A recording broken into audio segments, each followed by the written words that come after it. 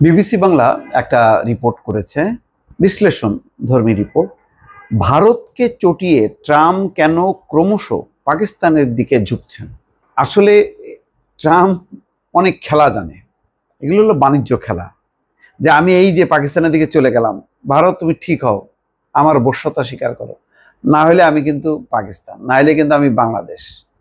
এই স্ট্র্যাটেজি নিছে শুধুমাত্র ভারতকে কুপকাত করার জন্য। ভারত যে নানান চালাকি এবং কৌশলী, এটা ট্রাম্প ধরতে পারছে, আর কেউ না ধরতে পারুক। তারা বুঝছে যে তারা ওই যে মানে এক হাত পুতিনের পায়ের দিকে তলায়, আর এক হাত মাথার উপরে ট্রাম্পের।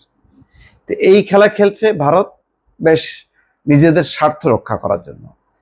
তো সেইটা ট্রাম্প টের পাইছে, এই জন্য এখন টাইট করে ধরছে, চান্সও পাইছে পাল্টা ট্যারিফ বা পাল্টা শুল্ক। এজন্য বলছে, দেখেন, ডোনাল্ড ট্রাম্পের ভাষায় দুনিয়ার ট্যারিফ কিং বা শুল্ক বসানোর রাজা ভারতের উপর বুধবার 25% হারে পাল্টা শুল্ক। এবং দেখেন, এই ট্যারিফ কিং বা শুল্ক বসানোর রাজা ভারতকে মিন করছে, অর্থাৎ ট্রাম্পের কথাগুলো কোট করে বিবিসি এই রিপোর্টটা করছে। আর তার উপর তথাকথিত রাশিয়া পেনাল্টি, এই হুকুম জারির কিছুক্ষণের মধ্যেই মার্কিন প্রেসিডেন্ট পাকিস্তানের সঙ্গে বিরাট এক জ্বালানি সমঝোতার কথা জানান। অর্থাৎ রাশিয়ার সঙ্গে তুমি খেলো, রাশিয়ার থেকে সবচেয়ে বেশি তেল কেন, সেই জন্য একটা জরিমানা করছে। এটা বলা হচ্ছে যে 25%-এর বাইরেও দণ্ড দেবে, সেটা এখনো বলেনি। কিন্তু এতক্ষণে কিন্তু খবর হয়ে গেছে। শাহবাজ শরীফ তো খুশিতে গদগদ, আমাদের ডক্টর মোহাম্মদ ইউনূসও খুশিতে একেবারে ঐতিহাসিক চুক্তি, কূটনীতিক বিজয় এরকম লাফাচ্ছে।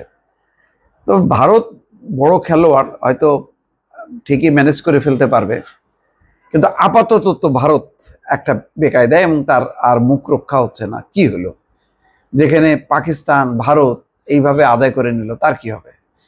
পাকিস্তানের বিপুল খনিজ তেলের রিজার্ভ সদ্ব্যবহার করতে আমেরিকা যে সাহায্যের হাত বাড়িয়ে দেবে ঘোষণা করেন, সে কথাও নিজের ট্রুথ সোশ্যাল অ্যাকাউন্ট থেকে এটাও লিখতে ভুললেন না যে কে জানে একদিন হয়তো দেখা যাবে পাকিস্তান ভারতেও তেল বিক্রি করছে। এটাও একটা ভারতকে কিন্তু খোঁচা দিল। অথচ 2018 সালে প্রেসিডেন্ট হিসেবে প্রথম দফার মেয়াদে এই পাকিস্তান সম্বন্ধে ট্রাম্প মন্তব্য করছিলেন, এরা আমাদের মিথ্যে আর ধোঁকা ছাড়া কিছুই দেয়নি পাকিস্তান সম্পর্কে।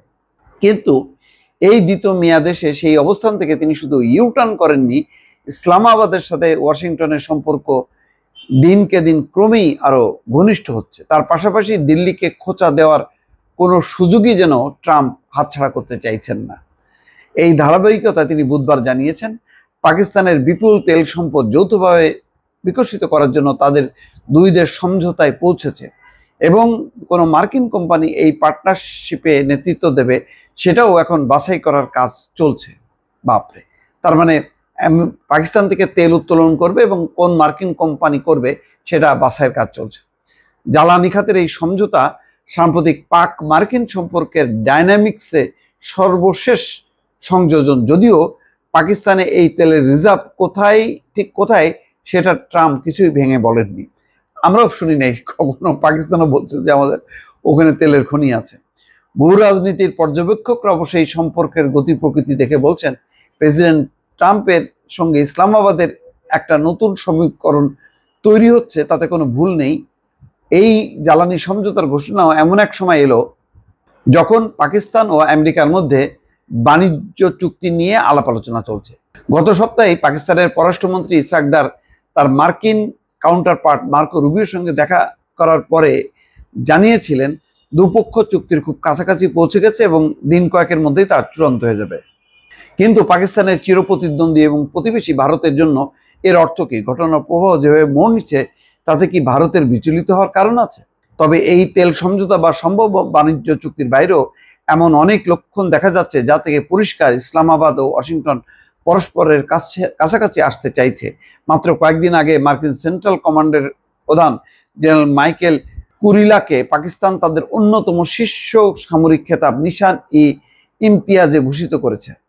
বলা হয়েছে, আঞ্চলিক শান্তির প্রসার এবং পাক মার্কিন সামরিক সম্পর্কে তাদের অবদানের স্বীকৃতিকেই এই সম্মান মানে অর্পণ করা হলো।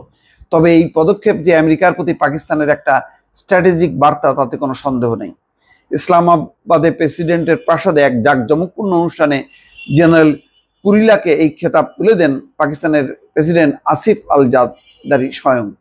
এই অনুষ্ঠানে কয়েক সপ্তাহ আগে জেনারেল মাইকেল কুরিলা সন্ত্রাসবাদের বিরুদ্ধে লড়াইতে পাকিস্তানকে ফেনোমেনাল পার্টনার বা অসাধারণ এক সঙ্গী বলে বর্ণনা করেছিলেন। ফলে সামরিক সহযোগিতার ক্ষেত্রেও এই দুই দেশ এখন আবার কাছাকাছি আসবে, সেই ইঙ্গিত পরিষ্কার। ট্রাম্পের সঙ্গে ফিল্ড মার্শালের মধ্যাহ্নভোজ। ট্রাম্পের জামানায় মার্কিন সম্পর্ক যে বদলাচ্ছে তা অবশ্য খুব ভালোভাবে টের পাওয়া গিয়েছিল 1.5 মাস আগে, যখন পাকিস্তানের সেনাপ্রধান আসিম মুনিরকে হোয়াইট হাউসে মধ্যাহ্নভোজে আপ্যায়িত করেন মার্কিন প্রেসিডেন্ট। বন্ধ দরজার আড়ালে খাবার টেবিলে বসে দুজনের মধ্যে কি কথাবার্তা হয়েছে তা অবশ্য জানা যায়নি। তবে পরে হোয়াইট হাউসের মুখপাত্র জানিয়েছেন যে ভারত এবং পাকিস্তানের মধ্যে সম্ভাব্য পরমাণু যুদ্ধ ঠেকানোয় ট্রাম্পের অবদানের স্বীকৃতিতে পাকিস্তান তার নাম নোবেল পুরস্কারের জন্য সুপারিশ করার পরই এই বৈঠক চূড়ান্ত করা হয়। এখন বোঝা যাচ্ছে না ট্রাম্পের মতিগতি কি কারণে, মানে ভারতকে ঠেলে দিয়ে পাকিস্তানের সঙ্গে মিত্রতা করছে। এটাও হয়তো ভারতকে একটা চাপ দিয়ে মানে আমেরিকামুখী করার একটা হইতে পারে, বোঝা যাবে। কিন্তু আপাতত বেশ খোশ মেজাজে আছে পাকিস্তান, আর দারুণভাবে হতাশা উদ্বেগে আছে ভারত, এটাই বাস্তব। ভালো থাকবেন, আল্লাহ হাফেজ।